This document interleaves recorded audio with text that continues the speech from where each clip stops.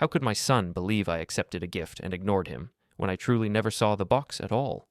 Why would he say my spouse and the children enjoyed the sweets when I had no idea they even arrived? And how did one small delivery expose the biggest lie inside my own home? My name is Aaron Cole. I am 46 years old.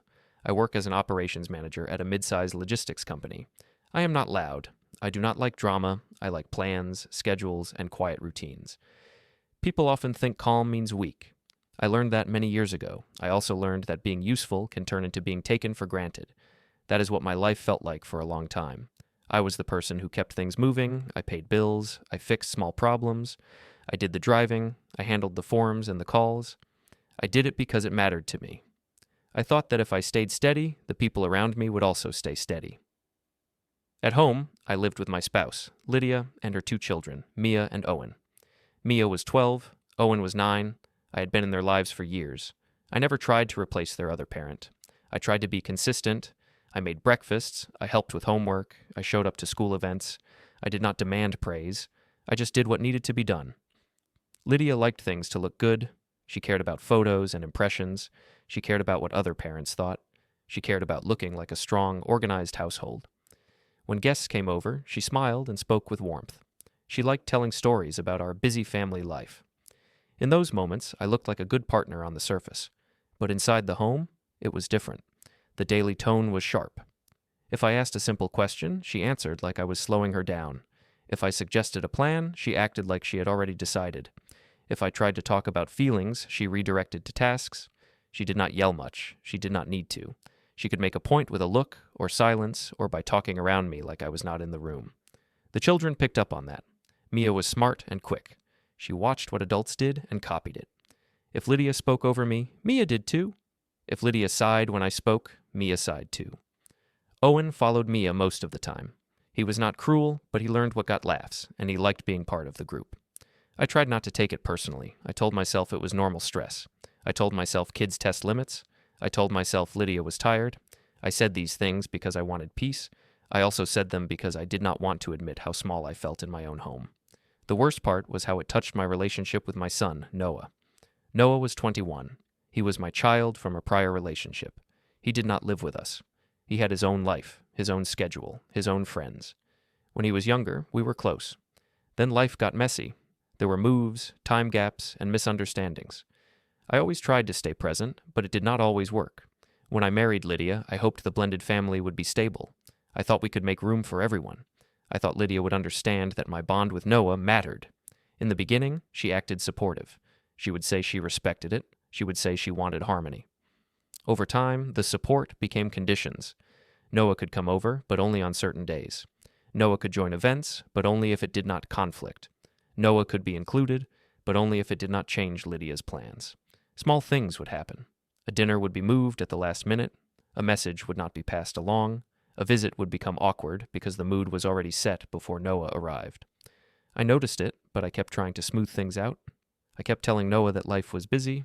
I kept telling myself it would improve if I stayed calm and consistent. A few weeks before everything broke open, Noah started reaching out more. He wanted to talk. He wanted to reconnect. He asked about my work. He asked how I was doing. He told me he felt like there was a distance between us. I told him I also felt it, and I wanted to fix it. He suggested we meet for coffee soon. I agreed. We picked a day. Then Lydia scheduled something for the kids. She acted like it was urgent and could not move. I told Noah we had to reschedule. He did not complain, but I heard the pause in his voice. I heard how careful he was trying to be. After that, Noah became quieter. He still replied, but not as warm. It made me uneasy. I told myself he was busy. I told myself I would do better. Then came the day of the sweets. It was a weekday. I left early for work. I always left early. My job was the kind where the day started before most people opened their laptops. I checked the shipping board, fixed a routing issue, handled a vendor call, and kept moving. I ate lunch at my desk. I answered messages. I handled a complaint from a client without raising my voice. Around mid-afternoon, my phone buzzed. It was a message from Noah. He said he wanted to drop something off for the family. He said it was a small peace offering, and he hoped it would be received well. He did not ask for anything in return. He did not demand a meeting. He simply wanted to show care. I felt a small relief. I replied that it was kind of him. I told him he did not need to do that, but I appreciated the thought. I told him he could leave it on the porch if nobody was available. I went back to work. I finished my day, did my usual cleanup, and drove home in normal traffic. I pulled into the driveway and sat for a moment before getting out. I do that sometimes. It is a small buffer between work and home. When I walked inside, the house was loud. The children were in the living room. There was music on. Lydia was moving around the kitchen. She looked at me for a second and then looked away. She asked if I could take the trash out because it was full. Her voice was flat. She did not ask about my day. I said I would do it. I set my bag down. I took the trash out. When I came back in, I looked around for the gift Noah mentioned. I checked the porch through the front window. I did not see anything. I did not want to make a big deal. I assumed Noah might have had a change of plan. Or maybe he meant another day. I went to wash my hands. I helped Owen with a small school task.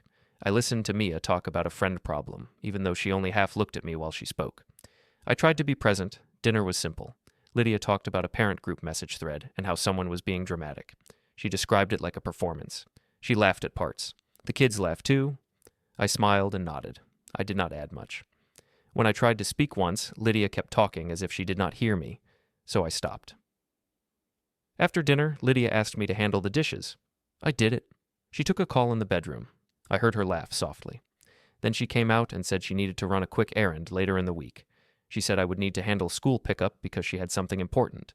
She said it like it was already decided. I agreed. I always agreed. It was easier than a conflict that went nowhere. Later that night, I went to the garage desk I used as a small workspace. I kept a notepad there, along with tools and spare keys. I sat down and checked my phone again.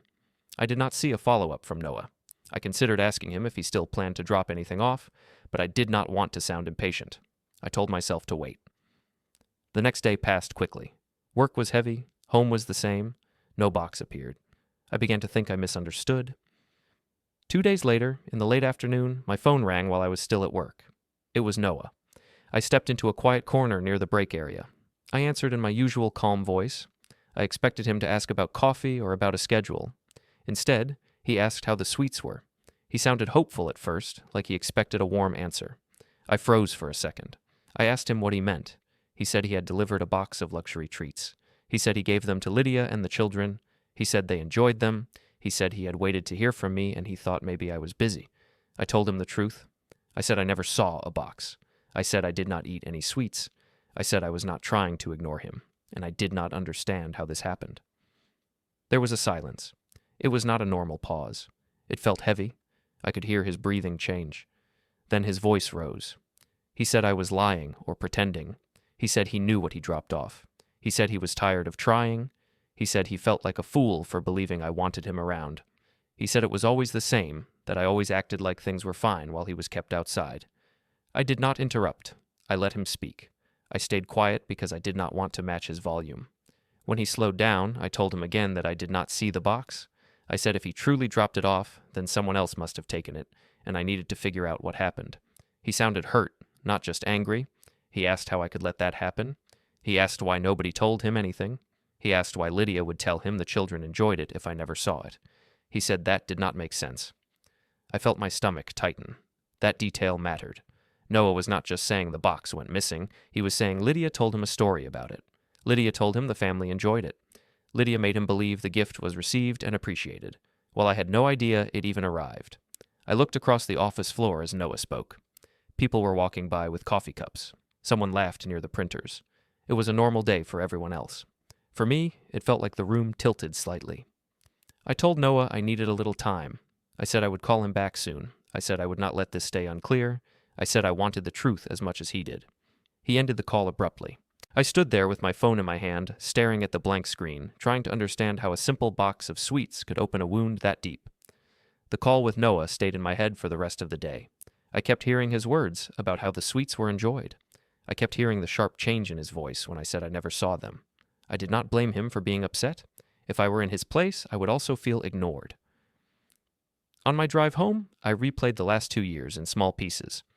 Not because I wanted to punish myself, but because I needed to understand how we got here. People do not suddenly stop trusting you in one day. It happens in steps. It happens when small moments stack up and nobody corrects them. I met Lydia at a charity event connected to my work. She was confident and polished. She spoke easily to strangers. She seemed to know how to guide a room. I liked that at first. I had always been the quiet one. I thought her energy would balance my calm. When we started dating, she told me she wanted stability and teamwork. She said she was tired of unreliable people. I understood that. I did not make big promises. I just showed up. I was on time. I listened. I took care of what I said I would take care of. When she introduced me to Mia and Owen, I took it slow. I did not force closeness. I did not try to buy affection. I focused on daily consistency. I helped with breakfast routines. I kept extra snacks in my car. I learned which teacher liked emails and which teacher preferred calls. I learned that Owen needed a few minutes of quiet after school before he could talk about his day. I learned that Mia did better when she felt like she had control, even if it was small control. At first, Lydia appreciated it. She would thank me in front of the children. She would say she felt supported. But after we married and moved into a shared home, the tone changed in ways that were hard to explain without sounding dramatic. It started with small corrections. If I loaded the dishwasher, she would redo it and say it was not efficient. If I planned a family outing, she would change the time and then act like I never planned it in the first place. If I bought groceries, she would say I forgot something and talk like I did not think ahead. These were not huge fights. They were small cuts.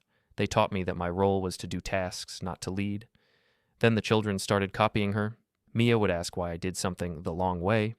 Owen would laugh when Mia laughed. If I reminded them of a rule, Lydia would sometimes step in and soften it, right in front of them, as if my boundaries were optional. It made me look like the strict one, and her like the reasonable one. I did not want to be the strict one, so I pulled back. That was the pattern. I would try. Lydia would correct, the kids would copy, I would pull back to keep peace. Then Lydia would say I was distant, then I would try again.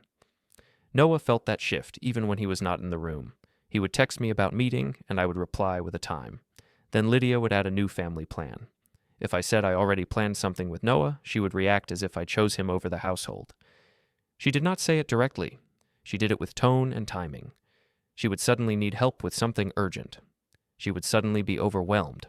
She would suddenly need me present at a school event that had never mattered before. So I began to reschedule Noah more than I wanted. Each time I told him it was just bad timing. Each time I told myself I would make it up to him. I did not see how it looked from his side. It looked like I only made room for him when it was convenient for everyone else. There were other moments that worried me. A few times Noah showed up, and Lydia's mood was already cold. She would greet him politely, but not warmly. She would speak to Mia and Owen in a way that made Noah feel like a visitor, not family. If Noah tried to talk to the children, Mia would answer with short words and then look to Lydia for approval. Owen would follow Mia. Noah would sit with me, and the room would feel split into sides. After Noah left, Lydia would sometimes comment on him. She would say he was distant. She would say he was moody. She would say he did not really want a relationship. He just wanted something from me. I asked what she meant. She would shrug and say she was just being realistic. I tried to defend Noah without starting a fight. I would say he was young and figuring things out. I would say he was not asking for much, only time. Lydia would respond like I was being naive. She would say she was protecting our home from stress. Over time, I noticed Lydia often spoke for me. If the children asked for something, Lydia would answer before I could. If a neighbor asked about a plan, Lydia would reply quickly and then tell me what we decided. If Noah texted her about a visit, she would respond on my behalf and later tell me about it as if it was already settled. I told myself it was her personality. I told myself she was organized. But it did not feel like organization. It felt like control. After Noah's call about the sweets, I walked into the house with a clear goal. I was not going to accuse anyone. I was going to ask a simple question and watch the response. Lydia was in the kitchen again, moving quickly, making the home look neat. Mia was at the table with a tablet. Owen was on the floor with a toy set. I greeted everyone calmly. Lydia barely looked up. I asked Lydia if a box had been delivered a couple of days ago, a gift from Noah. I kept my voice neutral. I did not mention the call. I did not mention yelling. I simply asked if she saw it. Lydia paused for half a second. Then she said yes, she remembered. She said it was on the porch. She said she brought it inside. She said the kids were excited. She said I must have seen it because it was on the counter for hours. Her answer came too smoothly. It sounded prepared. People who tell the truth usually pause and search their memory. Lydia did not search. She performed. I asked where the box was now. Lydia said it was gone. She said the kids finished it. She said maybe I forgot because I had been so tired lately. She said it in front of Mia and Owen, like it was a harmless joke. Mia looked at me with a small smile. She asked if I really forgot. Owen said maybe I was thinking about work again. I felt heat rise in my face, but I did not raise my voice. I asked Mia what she remembered about the sweets. I asked Owen too. I asked simple questions. What did the box look like? What kind of sweets were inside? When did they eat them? Mia answered quickly, but her answers were vague. She described fancy sweets. She said there were many kinds. She could not name one clearly. Owen said there were little squares. He could not describe the wrapper or flavor. He looked at Lydia while he spoke, as if checking if he was saying the right thing. That was another sign. Real memory has small details. Fake memory has general words. I asked Lydia if she still had any packaging, any card, anything from the box. She said no, she threw everything away. She said it was just a gift and it was already done. She asked why I was making it a problem. I told her it mattered because Noah called me upset and I did not want him to feel ignored. Lydia said Noah was being dramatic. She said I should not let him stir trouble in our home. She said the kids enjoyed the sweets and that should be enough. I listened. I did not argue about her opinion. I only asked one direct question. I asked if she told Noah that I enjoyed the sweets too. Lydia's eyes narrowed slightly. She asked why it mattered. She said she might have said we enjoyed them, meaning the household. She said it was not a big deal. She said Noah should not be so sensitive. That word we bothered me. It was a small word that covered a lot. It could hide the truth while still sounding honest. I told Lydia I planned to call Noah back and explain what I knew. I said I wanted to clear the misunderstanding. Lydia stepped closer and lowered her voice. She said I should not call him right now.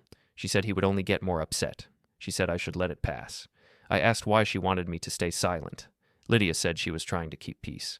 She said I always let people pull me into unnecessary problems.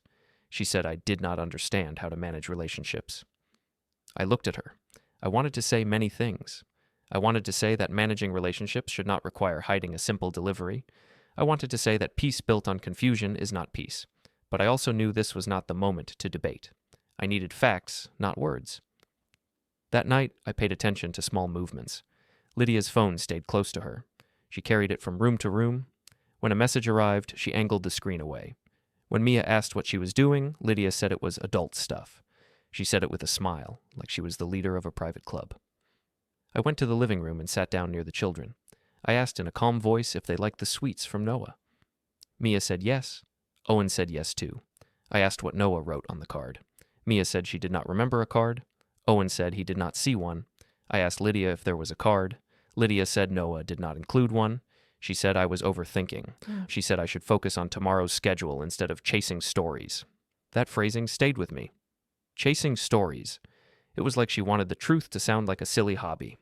Later, when the children were in bed, Lydia sat on the couch and scrolled on her phone. I sat in a chair nearby. I told her calmly that Noah and I had been trying to reconnect, and I needed her to stop interfering with plans. I used the word interfering carefully.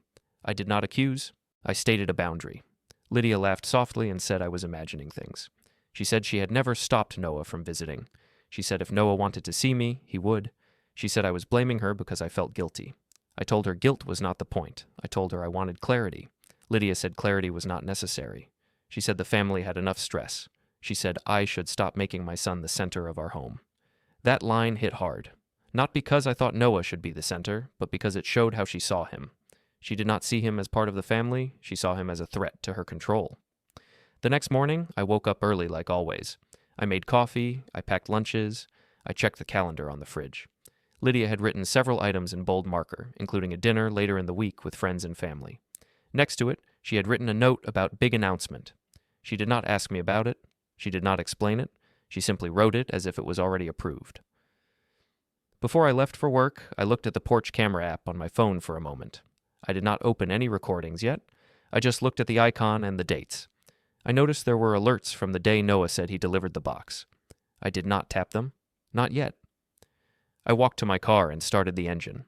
My phone buzzed with a new message from Noah. It was short. He said he did not know what to believe anymore, and he asked if I even wanted him in my life. I stared at the screen, and I realized this was no longer about sweets.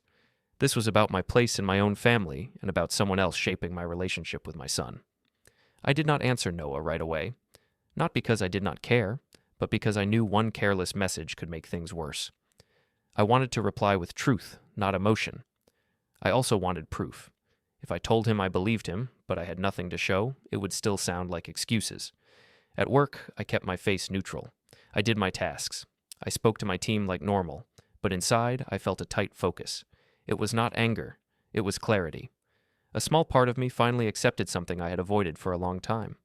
Lydia did not simply have a strong personality. She controlled information, and she used that control to shape how people saw me. That afternoon, Lydia sent a message reminding me about the school fundraiser. She wrote that it was important to show up as a united family. She added that she wanted me to be in a good mood. She wrote that it was not the time for private worries. I agreed to go. I wanted to see how she acted in public when there were witnesses. I also wanted to watch the kids. When people become too confident, they make mistakes without noticing. The fundraiser was in the school hall. There were folding tables, decorated posters, and a small stage. Parents stood in groups with warm smiles and careful voices. Lydia moved through the room like she owned it.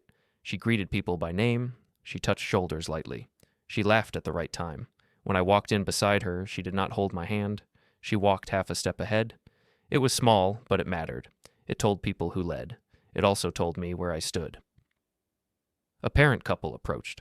Lydia introduced herself with energy, then introduced the children, then introduced me last. She said I handled the practical things at home. She said I was great with lists. People smiled politely. Someone said that sounded useful. Another person joked that I must be the one who remembered dates. Lydia laughed and said I used to remember dates, but lately I forgot things. She said work had made me slow. She said it was fine because she kept the family running. It was said with a smile. It was said as a light joke. But I felt the sting. This was not just about image. She was building a story where I was tired and confused, and she was the capable one who had to manage me. Mia stood close to Lydia and listened. When another parent asked me about my job, Mia answered for me. She said I worked with deliveries and I was always tired. Then she turned to Lydia and asked if that was right. Lydia said yes, that was right. I answered the parent anyway, briefly and politely. I said I managed operations and I liked the work. The parent nodded and looked back to Lydia. The conversation moved on, as if my words had little weight. A few minutes later, I noticed Caleb, Lydia's brother, enter the hall. He was loud in a friendly way. He greeted Lydia with a big smile. He hugged Mia and Owen and called them his little team. Then he looked at me and spoke like we were in a meeting he controlled. He asked if I was handling everything at home. He asked if Lydia had told me about her plan. He said Lydia deserved support. He said family needed to back family. I asked what plan he meant. Caleb said Lydia was thinking about a big step soon, and it would be smart for me to agree quickly. He said it was not complicated, and I should not overthink. Lydia stood beside him and smiled. She did not correct him. She did not say it was a private matter. She let him speak for her. I asked Lydia calmly what they were talking about. Lydia said it was nothing serious. She said Caleb was just excited. She said we could talk later. Then she turned away and started greeting another group of parents. I stood there for a moment, feeling like a prop in a scene that was already written. Caleb patted my shoulder and said I should relax. He said everything was fine when I listened. That was the line. Not the joke about forgetting, not the way the kids copied her tone. It was this, the clear message that my role was to listen, not to decide, that my home life had become a place where people felt comfortable pressuring me in public. I did not argue with Caleb. I did not raise my voice. I simply walked away and went to the refreshment table. I picked up a cup of water. I watched Lydia from a distance. She spoke to a small circle of parents. She looked happy. She looked admired. She looked like the person who ran a perfect home. And I realized something else. This was not only about me. If she could shape my image like this in front of strangers, she could easily shape my image for Noah too. After the fundraiser, Lydia drove home with the children. I told her I needed to stop by the office for a quick check. That was not fully true, but I needed space to think. I went to a local cafe near my work. It was quiet. I ordered a simple drink and sat near the window. I texted Noah and asked if he could talk in person for a short time. I wrote that I wanted to listen, not argue. Noah arrived 20 minutes later. He looked tired. He sat across from me and kept his hands close to his cup. He did not smile. I told him I was glad he came. I told him I was not there to deny his feelings. I said I believed he delivered the box. I said I had reason to believe I did not receive it the way he was told. Noah said he did not understand how that was possible. He said Lydia thanked him. He said she wrote that the kids were happy and that I was resting. He said it sounded like I was there, just not interested. I asked him to show me the messages. He hesitated, then opened his phone and slid it across the table. I did not take the phone. I leaned forward and read. I saw short, friendly lines. I saw the word we again. I saw phrases that sounded like Lydia's style. Warm on the surface, but controlled. I noticed something important. The messages did not mention me directly. They made it seem like my presence was not necessary, like I was a background detail. I told Noah I wanted to fix this with facts. I said I did not want him to feel pulled into a fight. I said he deserved clarity. I said I would call him soon with something solid. Noah asked why I did not stop it earlier. He asked why I let Lydia speak for me. He asked why he always felt like a visitor. I answered honestly. I said I tried to keep peace. I said I thought things would improve with time. I said I did not want him to feel caught between adults. I said I saw now that silence did not protect him. It only made the false story easier to spread. Noah looked down. He said he did not want money or gifts. He said he wanted his father to choose him sometimes. He said he felt like he always came second. I told him he was not second. I told him I had made mistakes by being too quiet. I told him I was going to correct that, not with noise, but with actions that could not be ignored. When we left the cafe, Noah did not hug me, but he did not walk away fast either. He said he would wait a little. He said he wanted to believe me, but he needed to see change. I drove home with my mind steady. I did not plan a speech. I did not plan a confrontation. I planned a timeline. That night, after the children were asleep, I went to my garage desk and opened my old folder. It was not a dramatic folder. It was simply a place where I kept serious papers. Household ownership records, older agreements, insurance summaries, notes from past conversations that I wrote down because I did not trust memory alone. I also took out a notebook and wrote the date of Noah's delivery. I wrote the date of his call. I wrote Lydia's answers. I wrote the children's vague descriptions. I wrote the fundraiser moment where Lydia joked about my forgetting. I wrote Caleb's words about me needing to agree quickly. Then I opened the porch camera app. I did not watch everything. I searched the day of the delivery and the approximate time. I saw a clip preview and stopped there. I did not play it yet. I wanted to be careful. I wanted to keep my mind clear and my steps clean. I checked the entry log for the camera alerts and wrote down the timestamps in my notebook. I wrote them in a neat list. That list made me feel calmer because it was real. It was not emotion. It was time and data. The next step was simple. I needed information from the delivery side too. If there was a signature, a name, or a confirmation, it would support the timeline. I also needed to understand what Lydia was trying to push me into with her big step. I did not confront her about the plan that night. I acted normal. I asked about the children's homework. I asked what time school pickup would be. I kept my voice calm. Lydia watched me with a narrow look, like she sensed something. She asked if I was still thinking about the sweets. I said I wanted to resolve it. She said it was a waste of energy. She said Noah should move on. I told her Noah was my son and I would not ignore him. I said it softly and clearly. Lydia's smile faded for a moment. Then she said I was making things difficult again. She said the house needed stability and I was bringing stress into it. I did not argue. I simply said I heard her. Then I went back to the dishes. Later, Lydia mentioned the upcoming dinner again. She said Caleb would be there. She said some friends would be there. She said it would be a good night to show support. She said she expected me to say the right things. I asked what she meant by the right things. Lydia said she wanted me to be positive. She said she did not want me embarrassing her with questions. I realized she was not preparing a dinner. She was preparing a stage. When Lydia went to bed, I stayed in the living room for a few minutes and looked at the family photos on the wall. Many of them were of Lydia and the kids. I was in some, but usually at the edge. There was only one photo with Noah, and it was old, from when he was a teenager. It was a reminder of how long I had been letting the space close. I went back to the garage desk and took out my phone. I scrolled to an old contact, a person I trusted from my professional life. She was careful, direct, and experienced with procedures. I did not call her yet. I only looked at the name and then set the phone down beside my notebook. I opened my calendar and created a simple appointment for the next day. I labeled it Consult. I did not write details. I did not want that information visible on the family calendar. Then I sat for a moment in the quiet. I listened to the house. I did not feel rage. I felt something more useful than rage. I felt a clear decision settle into place. I would not argue my way out of this. I would not plead. I would not try to win with emotion. I would do it properly through the systems people respect, with time and proof. And I would start by making sure my son knew I was not the one who pushed him away. The next day I kept my routine tight. I woke up early, made coffee, and moved through the house quietly. Lydia was still asleep. The children were still asleep. I used those calm minutes to think. At work, I did not act different. I did not want rumors. I did not want questions. I finished my morning tasks, then I took my lunch break earlier than usual. I drove to the courier customer service counter across town. Noah had told me the company name he used. I did not go there to argue. I went there to ask for confirmation in a calm, professional way. The counter worker was a middle-aged man with a tired face. He looked like someone who had seen every kind of complaint. I told him I was not upset at the staff. I said I only needed basic delivery information for a package delivered to my home address a few days ago. I said it was a family issue and I needed the facts. He asked for the tracking number. I did not have it. Noah had arranged the delivery, not me. I explained that. I asked if he could search by address and date. He said they had limits, but he could try if I gave the full address and the approximate time window. I gave him the details. I kept my voice calm. I watched his face while he typed. He found an entry. He asked for my ID. I showed it. He said the system showed a delivery at my address on the date I mentioned. He said it was marked as received at the door. I asked who signed. He said the signature field had a name, but he could not print it for me without a formal request. He said he could tell me what the name looked like.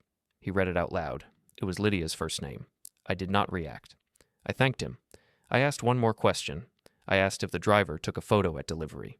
He said that depended on the service level. He checked and said there was a proof image. He said he could not give it to me directly at the counter, but he could note my request and advise the sender to request it through their account. I asked what the next step should be. He said the sender could request the proof image and the full receipt details. He said if I needed it for a formal process, there were standard channels for it. He offered me a reference number for the inquiry, and I wrote it down in my notebook. I left the courier counter with one clear point confirmed. Noah had not imagined the delivery. The system showed Lydia received it. That alone did not explain everything, but it removed the biggest doubt. Back in my car, I sat for a minute and stared at the steering wheel. I felt the same calm clarity I had felt the night before. It was not a feeling of victory. It was a feeling of direction. I called Noah. He did not answer. I left a short voice message. I said I went to the courier counter. I said the delivery was confirmed at my address on the correct day. I said the record showed Lydia received it at the door. I said I was still working on the rest, but he was not wrong about the delivery. I said I would talk when he was ready. Then I returned to work and finished the day as usual. I kept my tone normal with coworkers. I did not want anyone to see a personal issue on my face. When I got home, Lydia was making dinner. Mia and Owen were in the living room. Lydia asked why I was home 5 minutes later than usual. Her voice was casual, but her eyes measured me. I told her traffic was slow. She watched me for a second longer, then looked away. During dinner, Lydia talked about the upcoming dinner with family and friends. She said she wanted it to be nice. She said she wanted everyone to feel proud of our household. She said she had something to share. I asked what she planned to share. Lydia said it was about our next step. She said it would help us level up. She said Caleb would explain it well because he understood how these things worked. She said it like I was a passenger who needed the route explained. I asked why Caleb was involved. Lydia said he was family and he wanted to help. She asked why I always questioned help. She said I should learn to accept support. I looked at Mia and Owen. They were listening. Mia watched Lydia's face closely, like she always did. Owen focused on his plate, but still tracked the tone. I said I was not against support. I said I liked clear plans. I said I wanted to review any big decision calmly, in private, before it was announced in public. Lydia smiled and said I worried too much. She said I always needed time, and time was the one thing we did not have. That was another piece of the pattern. She always framed my careful approach as a flaw. She acted like patience was the same as weakness. It made other people feel safe pushing me. It taught the kids that my caution was something to laugh at. After dinner, I helped Owen with a school worksheet. Then I sat with Mia while she talked about a friend issue. I listened, I asked questions, I kept my voice steady. I wanted them to feel my calm as something solid, not something empty. When the kids went to bed, Lydia sat on the couch and scrolled on her phone. I went to the garage desk. I opened my notebook and wrote down what the courier counter confirmed, without adding emotion. I wrote the date, the time window, and the key detail about the name. I also wrote the reference number I received. Then I opened the porch camera app again. This time, I played the clip from the day of the delivery. I kept the volume low. I watched carefully. I saw Noah at the door with a box. I saw Lydia open the door. I saw her take the box. I saw her smile and speak. I could not hear the words clearly, but I saw the body language. A few minutes later, another clip showed Lydia carrying the box toward her car. She looked around first, then moved quickly. That was not a normal motion of someone bringing a gift inside to share. It looked like someone moving something out. I stopped the clip and took a deep breath. I did not forward it. I did not show it to anyone. I only saved it in a secure folder on my phone and made a backup on my computer in the garage. I labeled it with the date and time. I did not use any dramatic label. I used a simple label like a work file. I then opened my messages and started backing up the relevant threads. I saved Noah's texts. I saved Lydia's scheduling messages. I saved the few times Lydia replied to Noah directly. I wrote down the dates. I kept it simple. The next day, I took another step. I visited my accountant. I had worked with her for years. She was careful and calm. She did not get pulled into emotion. That was exactly what I needed. I told her I wanted a clear picture of our household spending and the accounts connected to my income. I said I suspected there were expenses I did not fully understand. I said I did not want accusations. I wanted clarity. She asked if I expected a major change soon. I said there might be. I said I wanted to protect stability for the children and prevent any surprise. She reviewed summaries and patterns. She did not use dramatic language. She simply pointed to trends. She said there were recurring charges that were not explained by household needs. She said there were transfers that did not match the budget discussions we had. She said the overall picture showed one person spending fast while another person carried the base costs. I asked what a stable plan would look like if I needed to separate finances properly. She explained options in general terms. She said the key was clean records, clear dates, and standard steps. She reminded me to keep everything calm and lawful. I told her that was exactly my plan. When I left her office, I felt heavier and lighter at the same time. Heavier because the situation was real. Lighter because I finally had a path that did not depend on arguing. At home that evening, Lydia was in a brighter mood. She acted sweet in front of the children. She asked about my day. She offered to make me tea. It was a sudden change. I did not trust sudden sweetness. I accepted the tea anyway and thanked her. I stayed calm. I wanted her to feel safe, because people who feel safe reveal more. Later, she mentioned the dinner again. She said she invited more people than usual. She said she wanted to celebrate something. She said I should prepare to say a few positive words about her. I asked if Noah was invited. Lydia paused, then said it would not be comfortable. She said it was better to keep the evening focused on the household. She said Noah had his own life. I told her Noah was my son. I said he would always matter to me. Lydia's face tightened, then she relaxed it. She said she understood, but she did not want tension. I asked what tension she meant. Lydia said Noah was sensitive, and she did not want him starting problems. She said he took things the wrong way. She said he made everything about himself. She said it was exhausting. I listened.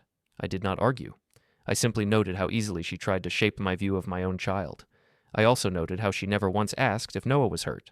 She only talked about inconvenience. That night, I called Noah again. This time he answered. His voice was cautious. I told him I had confirmed the delivery and that Lydia received it.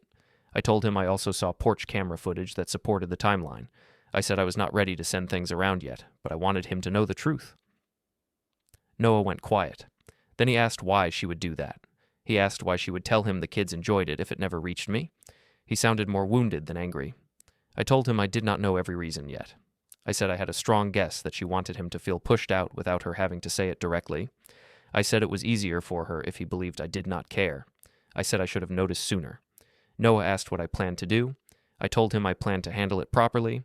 I said I would not create a loud scene at home. I said I would use clear steps and clear boundaries. I said I would protect what mattered and correct the false story. Noah said he wanted to believe me. He said he was tired of feeling like a stranger. I told him he was not a stranger to me. I told him I would show that with action. When we ended the call, I sat in the garage for a long time. I stared at the notebook. I looked at the dates and the facts. I thought about the dinner Lydia was planning like a stage. I thought about Caleb's confidence at the fundraiser. I thought about how the children copied what they were shown. I did not feel the urge to argue. I felt the urge to build a clean path forward. The next morning, I scheduled a private meeting in my calendar with an attorney I had been referred to years earlier by a colleague. I did not tell Lydia. I did not announce it. I simply set the time and planned to arrive early. I also made a small change at home. It was not dramatic. I began locking my personal documents in a secure drawer in the garage. I began keeping my notebook with me. I began speaking less and observing more. Lydia grew more confident as the dinner approached. She acted like the outcome was already decided. She talked about our next step as if I had already agreed. She told the children to be on their best behavior because guests would be watching. She talked about how proud everyone would be of our family. I nodded and kept doing my tasks. I kept my face calm. I kept my tone even. Inside, I was no longer guessing. I was moving, quietly, carefully. And for the first time in a long time, I felt like I was steering my own life again. I met the attorney 2 days after the courier visit. I took a long lunch break and drove across town to a small office building with plain glass doors. The sign outside had several names on it. I did not know any of them, but the person I came for had been recommended by someone I trusted. Inside, everything felt quiet and controlled. The waiting area smelled like paper and coffee. A receptionist asked for my name and offered water. I sat down and kept my hands still. I did not want to look nervous. I did not want to look angry. I wanted to look like a man who was ready to do things correctly. When the attorney came out, she greeted me with a calm face and a steady voice. She looked like someone who had heard many hard stories and did not get pulled into drama. She led me to a small conference room and asked me to explain the situation in simple steps. I told her I did not want a loud fight. I told her I wanted clean boundaries. I told her I wanted to protect stability for the children without letting anyone use that stability as a tool against me. I also told her my son was being pushed away through confusing messages and small lies, and I wanted to stop that pattern. She asked for the timeline. I did not slide anything across the table. I did not pull out papers like a performance. I simply opened my notebook and read dates and notes. I explained the delivery, the phone call, the way Lydia answered questions, and the way the children repeated vague details. I explained the public fundraiser moment where my memory was mocked in a friendly tone. I explained the pressure building toward the upcoming dinner. The attorney listened without interrupting. She asked short questions that helped organize the story. She asked what accounts were shared. She asked whose name was on the home. She asked what my current income structure looked like. She asked if there were any past agreements that mattered. She asked if I had clear records of communication. I told her I had saved messages and kept notes. I told her I also had a camera system at home that logged deliveries and door activity. I said I had been careful about storing it safely. I said I did not want to spread it around or create a public mess. She nodded and told me that was wise. She said calm records carry more weight than emotional arguments. She said if I wanted lawful outcomes, I needed clean steps and patience. She also said the hardest part was staying steady when the other side tried to provoke a reaction. I told her I understood. I told her I had already spent years staying steady, so patience was not new to me. What was new was the decision to act. We talked about options. She described the general structure of what a proper separation process looked like in my area. She explained that protecting finances and keeping communication clear was important. She also said I needed to stop agreeing to public pressure events where I was expected to make promises in front of others. She said that kind of pressure often created confusion later. When I left her office, I did not feel excited. I felt organized. I felt like my thoughts were no longer spinning in circles. I drove back to work and finished the day like normal. That evening at home, Lydia acted cheerful. She asked about my day. She offered to heat my dinner. She even asked if I wanted to watch a show together after the kids went to bed. It was a shift from her usual tone. I did not call it out. I thanked her. I ate quietly and listened to the kids talk about school. Mia spoke about a friend problem again. Owen spoke about a class game. I asked them questions and kept my attention steady. I wanted them to feel that my calm was real, not a mask. After the children went to bed, Lydia sat on the couch and opened her phone. She turned the screen slightly away from me, then looked up and smiled. She said she was excited about the dinner. She said it would be a big night. She said the guests were important. She said she wanted me to say a few supportive words about her plans. I asked what plans she meant. Lydia said it was about moving forward and improving our life. She said she wanted to make changes that would raise our status. She said Caleb would help explain the details because he understood money and strategy. I told her I did not agree to make public announcements without private review first. I said I wanted to see any plan clearly and calmly before I said yes to anything. I did not raise my voice. I did not insult her. I just stated a boundary. Lydia's smile tightened. She said I always did this. She said I waited until the last minute to create problems. She said I should trust her. She said she carried the household emotionally, and I only carried it with tasks. I told her I did not accept that description. I told her tasks were real support, and I did them every day. I also told her trust worked both ways. I said if she wanted trust, she needed to stop speaking for me and stop shaping my relationships through half-truths. Lydia asked what I meant by half-truths. She acted confused, but her eyes stayed sharp. She said I was inventing drama. She said I was letting my son poison my mind. I told her my son did not poison anything. I told her the problem was a simple fact. I told her a gift was delivered and confirmed, and I did not receive it. I told her she told my son the household enjoyed it. I told her that story made my son believe I ignored him. Lydia waved her hand and said it was a small issue. She said I was making it bigger because I felt guilty. She said I should focus on our household instead of chasing my past. I did not argue. I simply said I was going to fix it properly. I said I was going to protect my relationship with my son and protect my stability at home. I said I would do it through clear steps, not shouting. Lydia stared at me for a few seconds. Then she changed her tone again. She said she did not want conflict. She said she just wanted a happy home. She said if I stopped being tense, everything would be fine. I nodded and ended the conversation. I went to the garage desk and wrote down what was said, with dates and short notes. I kept it factual. I did not write insults. I did not write feelings. I wrote actions and statements. Over the next 2 days, I made small, practical changes.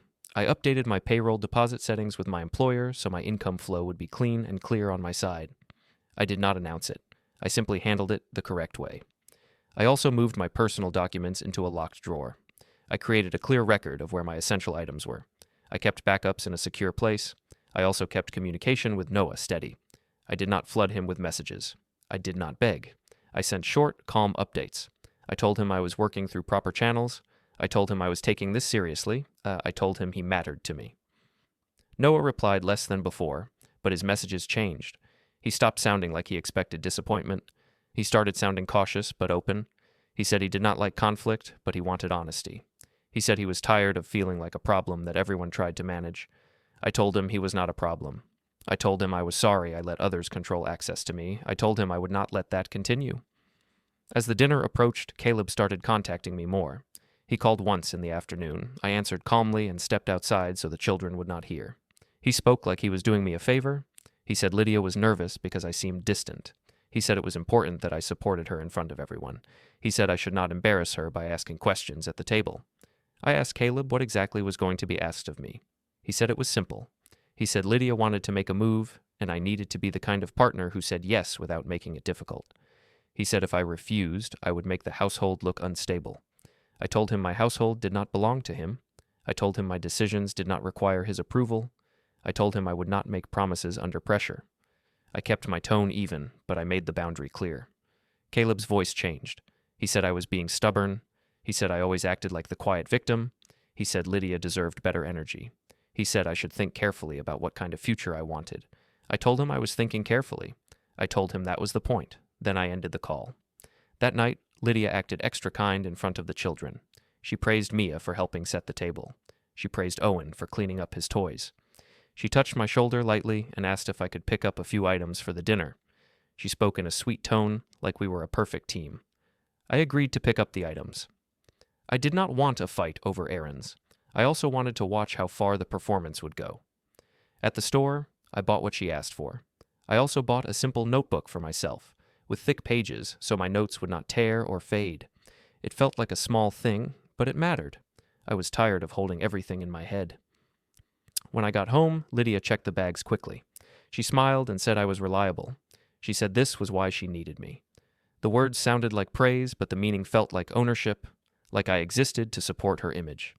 The next day, I took another lunch break and met the attorney again briefly. I did not bring Lydia into it. I did not announce it. I kept it private and correct. The attorney reminded me to stay calm and not react to provocations. She told me to let the process carry the weight. She told me that when people build their control on assumptions, a clean structure can stop them faster than any argument. That evening, Lydia had the children pick out nicer clothes. She reminded them to be polite. She rehearsed manners with them like they were preparing for a performance. Mia liked it. She enjoyed feeling like part of a plan. Owen followed along, mostly just excited to go somewhere. I watched it all quietly.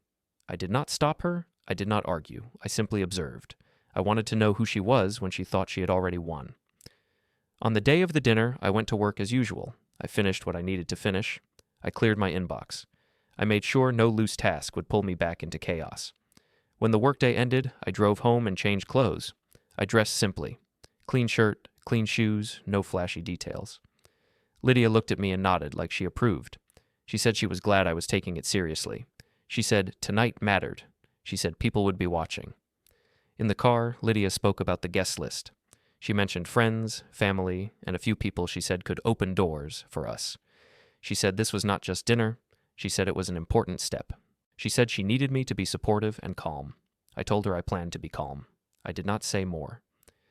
When we arrived at the restaurant, the building looked polished and expensive. The lighting was warm.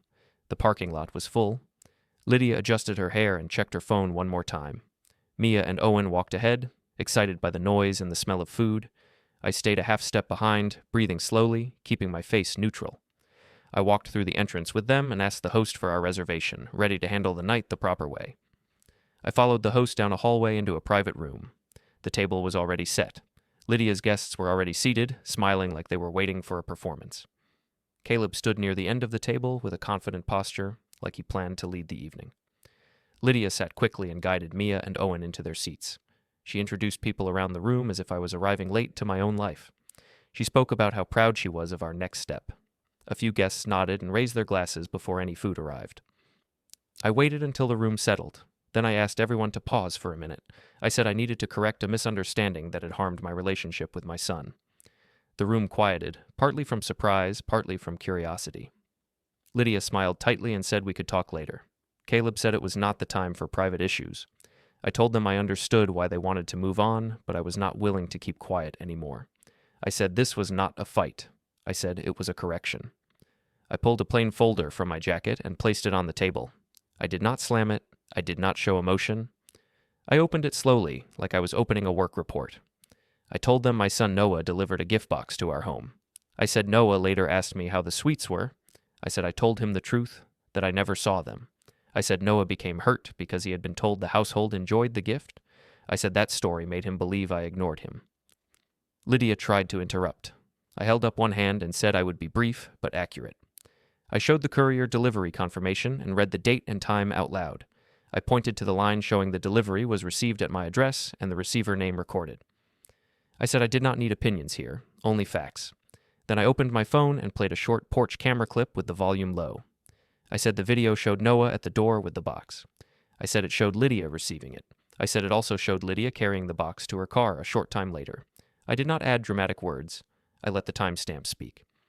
The room went silent in a different way. A guest near Lydia's side stopped smiling and stared at the phone screen. Caleb said a gift box was not worth making a scene. I said it was not about candy. I said it was about truth and about someone using small lies to push my son out while pretending everything was fine. I then showed message screenshots. I said Noah received messages thanking him and saying the children enjoyed the sweets. I said those messages were not from me. I said I was being spoken for. I said that was not the first time.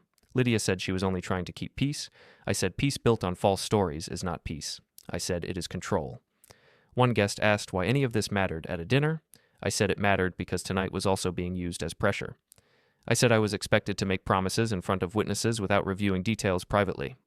I said that kind of pressure ends today. I turned to Lydia and said I would not be pushed into refinancing, new debt, or any agreement presented through Caleb. I said I had reviewed our finances with an accountant, and I now understood the full picture. I did not list every charge. I only stated that the spending and transfers did not match what I was told at home. Caleb leaned forward and said I could not prove anything. I slid one page across the table toward him and said the proof was already organized and filed the proper way. I said this was no longer a debate at a dinner table. Lydia's face changed. She asked what I meant by filed. I told her I met with counsel. I told her I had started a formal separation process, and I had put immediate protections in place so nobody could drain accounts or pressure me into new obligations. I said I would communicate through proper channels from this point forward. I said I would still support the children, but it would be structured, traceable, and not dependent on public performances. Mia looked confused. Owen looked down at his hands. I kept my voice soft and told them they were safe. I said this was an adult problem, and I was handling it the correct way. Lydia said I was embarrassing her. I said she embarrassed herself when she chose to lie to my son and speak for me. I said my goal was not to humiliate her. I said my goal was to stop the damage and end the control. Then I heard a chair move. Noah had stepped into the doorway. He looked uncertain, like he was not sure he belonged there. I stood up and told him he did belong. I told him I was sorry I let the distance grow. I told him he was not unwanted. I said the truth was finally in the open. Noah looked at the phone screen one more time, then at Lydia, then back at me. He did not raise his voice. He only asked if I really never saw the gift. I told him I never did, and I proved why. Lydia's guests avoided her eyes. Caleb's confidence disappeared. The room felt smaller, not from noise, but from reality settling in. I closed the folder, slid it into my jacket, and asked the host to note that I was leaving calmly. I told Lydia she could finish the dinner with her guests if she wanted. I said I would not argue in front of the children. I walked out into the hallway. Noah followed me without hesitation. Behind us, I heard chairs shifting and voices lowering, like people trying to decide what to say next. At the front desk, I handed the host my card for my portion of the meal, then I canceled it. I told the host the table was under Lydia's name, and tonight's arrangements would be handled by her. I placed my car keys in my pocket, looked at Noah, and said we were going to talk somewhere quiet, with no one speaking for either of us.